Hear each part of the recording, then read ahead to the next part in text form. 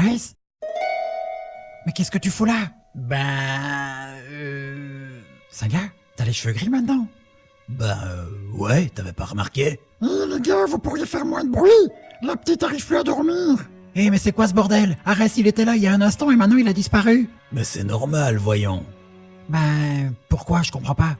Regarde tes vêtements, on vient de basculer dans le manga, imbécile. Mes vêtements? Ah oui, tiens c'est vrai.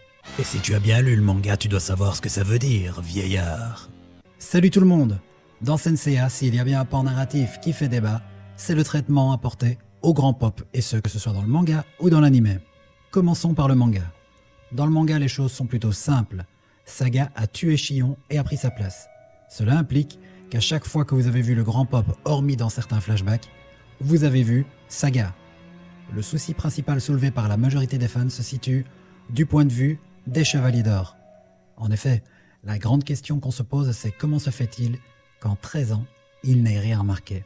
Bon, pour rappel, certains étaient au courant. Aiolos, bien sûr, on connaît l'histoire qui les lie. Doko et Mu, forcément, ils étaient au courant pour la super chérie, ils se sont mis en retrait.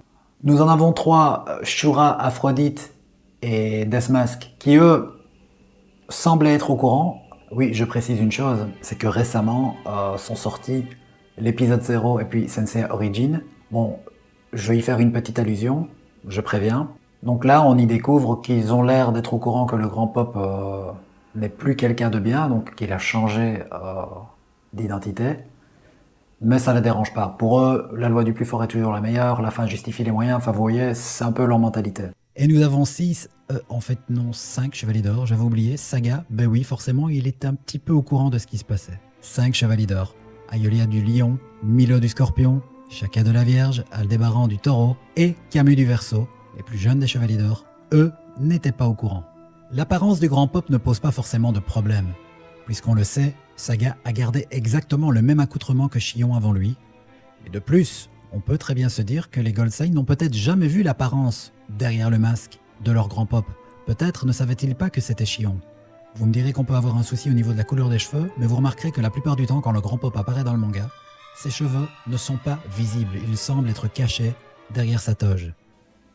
C'est au niveau de la voix que j'ai un problème. Comment se fait-il que les 5 Gold en question, donc, au minimum, n'aient pas remarqué un changement de voix? Forcément, Saga ne pouvait pas avoir la même voix que Shion, et il n'a jamais été stipulé à aucun moment que c'était un excellent imitateur. Bref, il est justement fait mention de sa voix dans le manga à la fin de l'arc du sanctuaire lorsqu'il est en train de se battre contre Seiya, enfin plutôt de le massacrer, et là, sa voix retentit dans tout le sanctuaire. Ça se produit pile au moment où les Chevaliers d'Or sont mis au courant de la supercherie qu'ils concernent. D'ailleurs, ces mêmes Chevaliers d'Or font une réflexion comme quoi cette voix est inédite à leurs oreilles. Elle dégage un cosmos très maléfique. Ils la décrivent également comme divine, ce dont évidemment Saga s'amuse, puisqu'il se prend pour un dieu.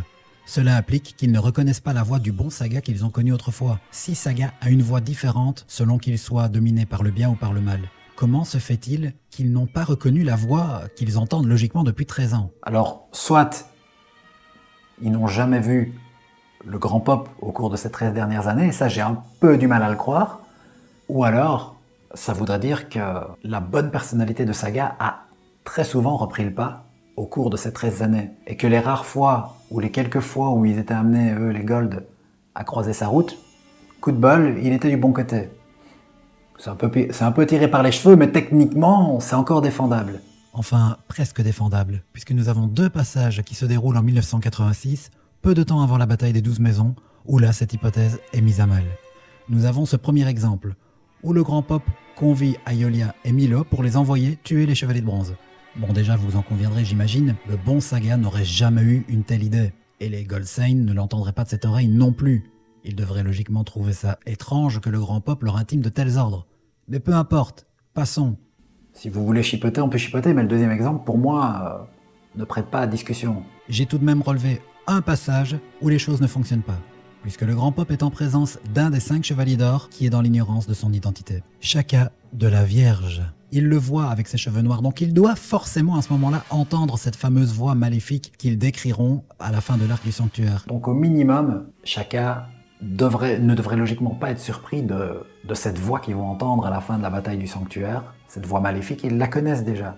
Shaka, qui lui était toujours dans l'erreur, aurait dû se dire, tiens, il parle plus comme Chion en son temps. Puis pourquoi s'arrêter sur la voie du grand pop alors qu'il y a moyen de faire plus simple? Prenons Doko, il a toujours su, c'est un secret pour personne. Pourquoi ne s'est-il pas rebellé plus tôt? Qu'ils n'interviennent pas pendant la bataille du sanctuaire, au même titre que Mu, ils s'en sont expliqués, il n'y a pas de souci là-dessus. Et vous me direz, oui mais Doko il est coincé aux 5 pics, c'est vrai, mais ça ne l'empêche pas d'interagir avec les autres chevaliers d'or. On le sait, ils ont un pouvoir télépathique important, il peut communiquer avec eux à distance, pourquoi n'a-t-il pas essayé de les raisonner? Passons maintenant à l'animé où là les choses sont plutôt différentes. Enfin, pas totalement, la finalité est la même, mais il n'y a pas 2, mais 3 identités que l'on prête au grand pop. Enfin, plus ou moins, vous allez comprendre. Nous avons Chion, nous avons Saga, mais nous avons aussi Arès. C'est sur Arès que je vais m'attarder. Donc, oui, Saga va tuer Chion, mais il ne le fera pas du tout au même moment. Et surtout, cette troisième entité, c'est Arès. Alors pourquoi j'explique ça? Tout simplement parce que les mauvaises traductions françaises dans l'anime nous ont induit en erreur. Et c'est en regardant la VO qu'on comprend qu'en réalité, Arès a réellement existé. Sinon, pour une oreille pas très attentive, Arès, c'est l'identité d'emprunt de Saga. Et c'est vrai, mais à la base, jusqu'en 1973, il y avait bel et bien un Arès, qui serait donc, selon les traductions les plus fidèles, soit le jeune frère de Chion, ou tout du moins son apprenti, son associé, quelque chose comme ça, son second en quelque sorte. Par facilité, vous me permettrez d'utiliser la traduction la plus usitée, à savoir le jeune frère. Voilà, nous avons donc Arès en 1973 qui se fait tuer par Saga. Si vous regardez bien ce passage, on voit le casque d'Arès et non de Chion. Or, on le sait, dans l'anime, le pop n'a pas un casque rouge mais un casque doré, plutôt conforme à ce qu'on voit dans le manga. Du coup, vous devez vous demander, mais quand Chion est-il mort? Car oui, Saga l'a bel et bien tué, mais beaucoup plus tard. Eh bien, Chion existait encore au début de la série. Ce qui veut dire que cette mythe-close ne s'est pas trompée.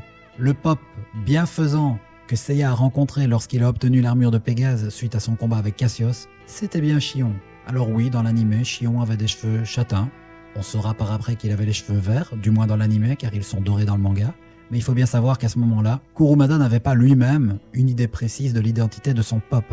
En tout cas, il ne l'a pas laissé transparaître. Il a été appelé le pop et très rapidement l'ancien pop, puisque c'est dès le début de la série qu'il s'est fait tuer. Mais il s'est fait tuer hors champ. Aucun flashback dans l'anime ne nous montre Saga tuer Chion. On estime en conclusion que Chion s'est fait tuer pendant les Galaxian Wars.